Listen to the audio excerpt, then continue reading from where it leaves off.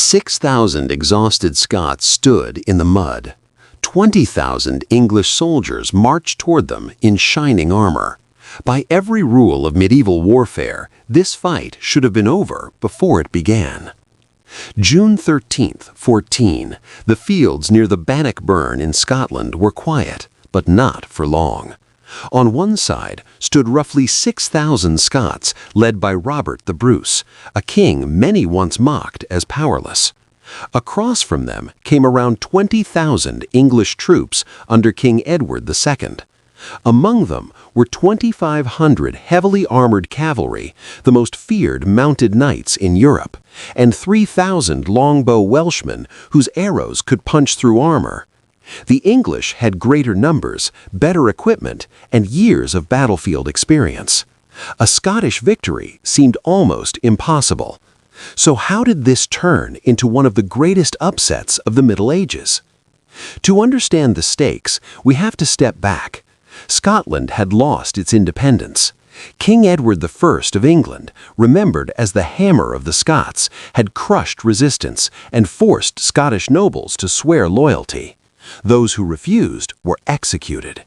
William Wallace had risen in rebellion, but he was captured, executed, and displayed as a warning. Scotland appeared broken. Then Robert the Bruce stepped forward. In 1306, he killed a rival claimant inside a church, an act that shocked the realm and led to his excommunication. Instead of disappearing, he crowned himself King of Scotland. At the time, it looked desperate. He had little land, few loyal supporters, and the English laughed at his claim.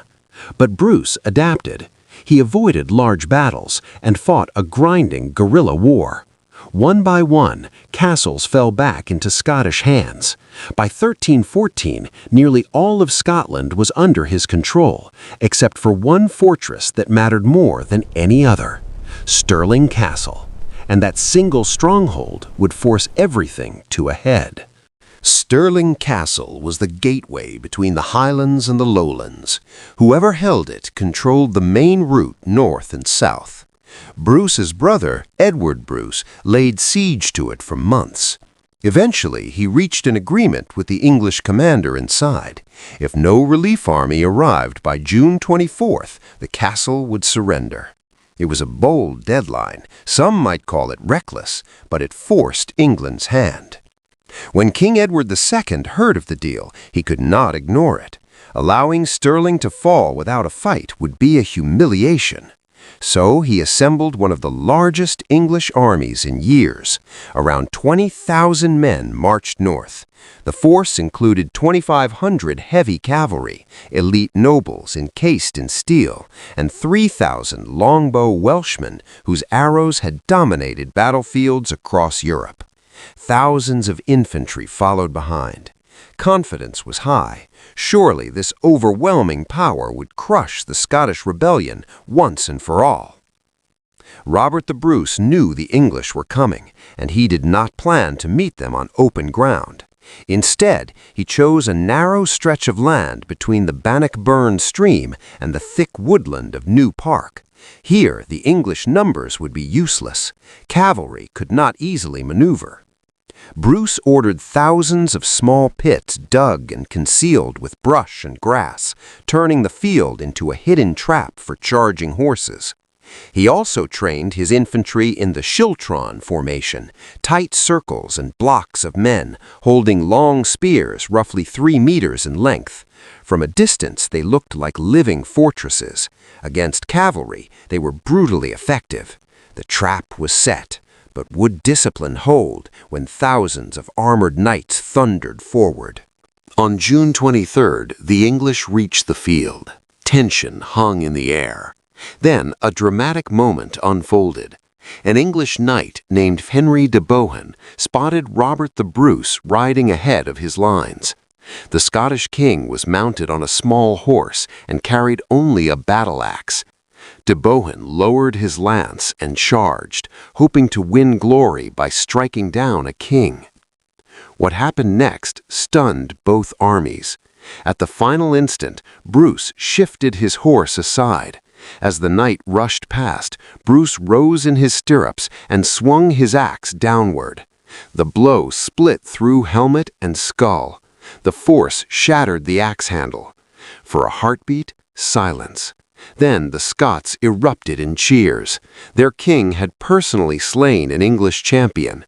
Morale surged. That night, English commanders debated their options. Some advised caution. They suggested resting and seeking better ground. But Edward II was under pressure. The June 24th deadline for Stirling was approaching. He ordered an attack at dawn. On the morning of June 24th, the English advanced. To reach the Scots, they had to cross the Bannockburn and funnel through constricted terrain. As usual, heavy cavalry led the assault. They expected the Scots to scatter. Instead, they slammed into solid walls of spears. Horses screamed and fell. Some tumbled into the concealed pits. Armored riders who hit the ground struggled to rise. Behind them, more knights pushed forward, unaware of the chaos ahead. The formation compressed. The battlefield narrowed into confusion and panic. Could the English longbowmen turn the course of history that day? The archers tried to fire, but the space was too tight.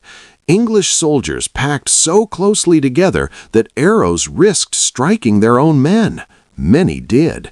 Seeing the opportunity, Bruce unleashed around 500 light cavalry he had kept in reserve. They swept toward the exposed archers. Without protection from the trapped heavy cavalry, the bowmen broke and fled. Hour after hour, the English army became a mass of bodies. At the front, men struggled against the relentless spear formations. Behind them, thousands pressed forward with no room to fight. The heat was intense. Soldiers in heavy armor collapsed from exhaustion. The dead piled up so high that others had to climb over them.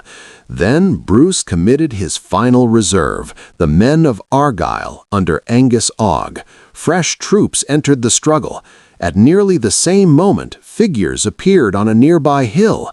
It was the Scottish baggage train, servants and camp followers carrying makeshift weapons. To the exhausted English, they looked like yet another army arriving. Panic spread. Shouts of treason and retreat echoed across the field. Edward II was pulled away by his bodyguards, almost against his will.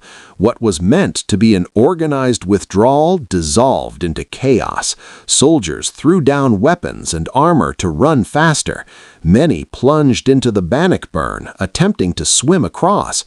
Weighted by gear, countless men drowned. Others were cut down as they fled.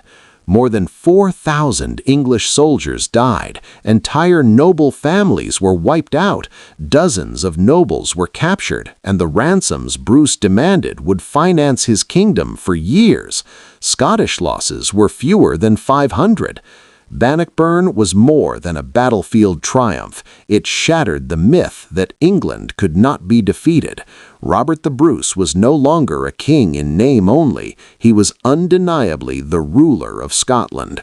Though England attempted to regain control, the momentum had shifted. In 1328, the Treaty of Edinburgh formally recognized Scottish independence.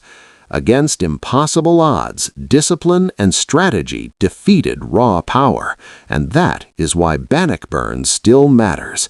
If you're fascinated by the moments when history could have gone the other way, make sure you subscribe and stay with us, because the past is full of battles like this, where everything seemed certain until it wasn't.